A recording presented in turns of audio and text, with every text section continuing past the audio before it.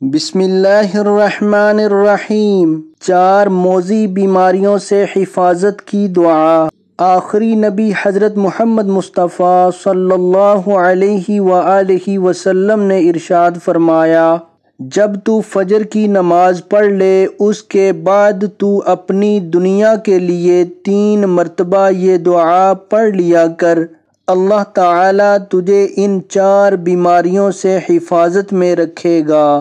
Number 1 پاگل پن، number 2 کوڑ، number 3 اندھا پن، نمبر 4 فالج۔